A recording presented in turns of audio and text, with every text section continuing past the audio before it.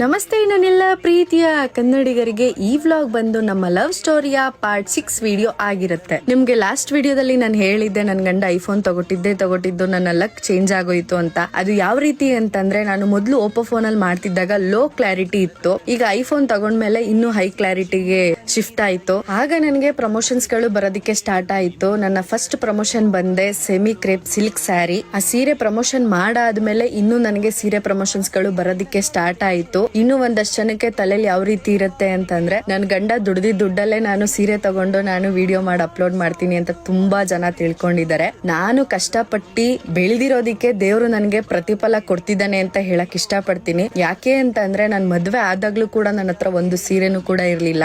ಆ ದೇವ್ರು ಇವತ್ತು ಯಾವ ರೀತಿ ನನ್ಗೆ ಸೀರೆಗಳು ಕೊಟ್ಟಿದ್ದಾನೆ ಅಂತಂದ್ರೆ, ಎಲ್ಲಾರೋ ಫಂಕ್ಷನ್ ಹೋಗ್ಬೇಕು ಅಂತಂದ್ರೆ ಅಯ್ಯೋ ಯಾವ್ದು ಉಟ್ಕೊಳ್ಳೋದು ಯಾವ್ದು ಬಿಡೋದು ಅನ್ನೋದೇ ನನಗೆ ಗೊತ್ತಾಗಲ್ಲ.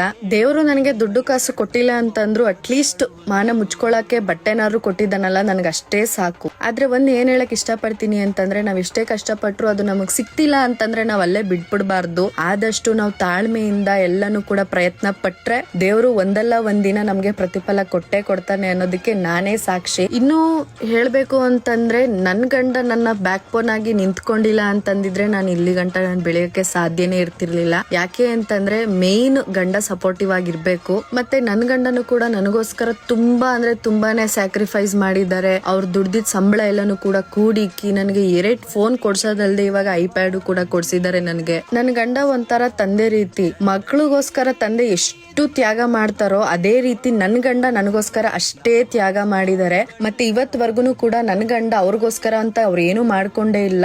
ಎಲ್ಲಾನು ಕೂಡ ನನಗೆ ಸ್ಯಾಕ್ರಿಫೈಸ್ ಮಾಡಿದ್ದಾರೆ. ನನ್ನ ಹೆಂಡತಿ ಚೆನ್ನಾಗಿರ್ಬೇಕು, ನನ್ನ ನಂಬ್ಕೊಂಡ್ ಬಂದವಳೆ, ಅವರಲ್ಲಿ ಆ ಒಳ್ಳೆ ಗುಣ ನೋಡಿನೇ ಆ ದೇವ್ರು ನನ್ನ ಅವ್ರ ಹತ್ರ ಸೇರ್ಸಿದ್ದಾರೆ ಅಂತ ಅನ್ಕೋತೀನಿ. ಮತ್ತೆ ಈ ವಿಡಿಯೋ ಬಂದು ನನ್ನ ಲವ್ ಸ್ಟೋರಿಯ ಕೊನೆ ವಿಡಿಯೋ ಆಗಿರುತ್ತೆ. ಯಾರೆಲ್ಲ ಇಷ್ಟು ದಿನದವರೆಗೂ ಕೂಡ ನನ್ನ ಲವ್ ಸ್ಟೋರಿಗೆ ಕಾಯ್ಕೊಂಡು ಕುತ್ಕೊಂಡು ತಾಳ್ಮೆಯಿಂದ ನನ್ನ ವ್ಲಾಗ್ ನ ನೋಡಿದಿರೋ ಅವ್ರಿಗೆಲ್ಲರಿಗೂ ಕೂಡ ತುಂಬ ಹೃದಯದ ಧನ್ಯವಾದಗಳು ಅಂತ ಹೇಳಕ್ ಇಷ್ಟಪಡ್ತೀನಿ. ಈ ನನ್ನ ಲವ್ ಸ್ಟೋರಿ ಜರ್ನಿ ವಿಡಿಯೋದಲ್ಲಿ ಏನಾದ್ರೂ ತಪ್ಪಿದ್ರೆ ದಯವಿಟ್ಟು ಕ್ಷಮಿಸಿ, ಹೊಟ್ಟೆಗೆ ಹಾಕೊಳ್ಳಿ ಅಂತ ಹೇಳಕ್ ಇಷ್ಟಪಡ್ತೀನಿ. ಹಾಗೆ ಇದೇ ರೀತಿ ಸಪೋರ್ಟ್ ಮಾಡ್ತೀರಿ ಅಂತ ಕೇಳ್ಕೊಂತೀನಿ.